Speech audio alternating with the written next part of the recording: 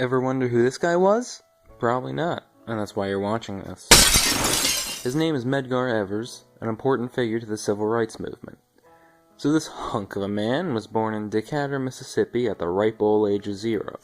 He attended an all-black school roughly 2 miles away from his house, which he walked between each day. At age 14, Evers witnessed a black man being dragged behind a wagon, who was soon shot and hanged. The bloody clothes from that event stayed in place for a few months, which Evers had to walk past each day to school. He couldn't forget what he saw.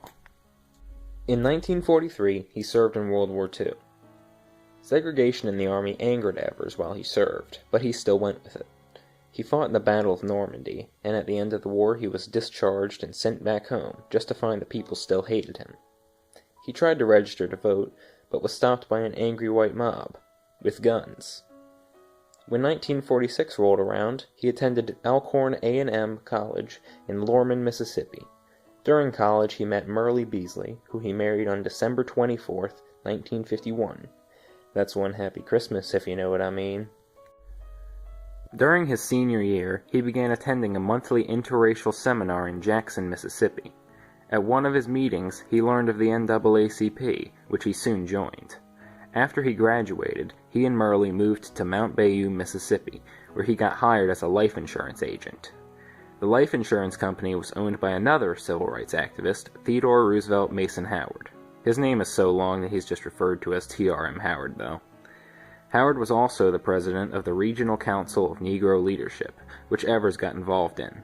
The RCNL had a boycott of service stations refusing blacks to use the restroom, although I don't see why anyone would want to use a service station's restroom anyway.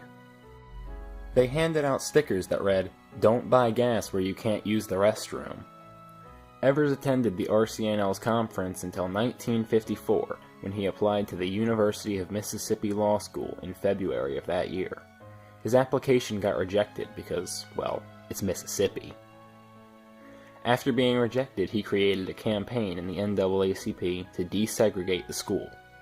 By December 1954, he became the NAACP's field officer for Mississippi. With his new position, he had to move to Jackson to establish an NAACP office. After the office was built, it was relocated 10 months later to Lynch Street. Oh my. From 1955 to 1960, racial violence was at a high in Mississippi, because it's Mississippi. Evers investigated 9 murders and an unknown but large amount of racial maltreatment. Evers believed that involving youth in activism would help fight off Jim Crow laws, and he helped create youth councils throughout Mississippi. Evers continued to support civil rights for many years and fought for justice. Because of that, he became infamous among the angry white people of Mississippi. On May 28, 1963, a Molotov cocktail was thrown into his home. Now, a Molotov cocktail isn't what you go get at 2 a.m. when you hate yourself. It's basically a cheap bomb. Luckily, Medgar and his family were safe. A local TV station gave Evers time for a short speech where he outlined his goals for the integration in Jackson, which only made the angry white people more angry. Shortly after, someone tried to run Medgar over with their car. Around midnight of June 12, 1963, one of the angry white people got so angry that he hid outside Medgar's home with a loaded rifle.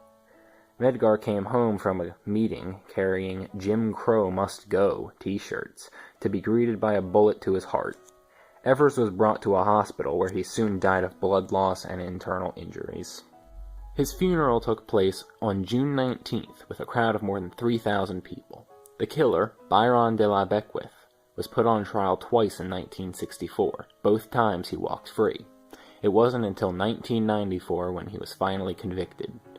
During the 1994 trial, Evers was undug from his grave for an autopsy. His body was surprisingly well preserved, and due to that, a second funeral was held for him before he was buried once again, most likely for good.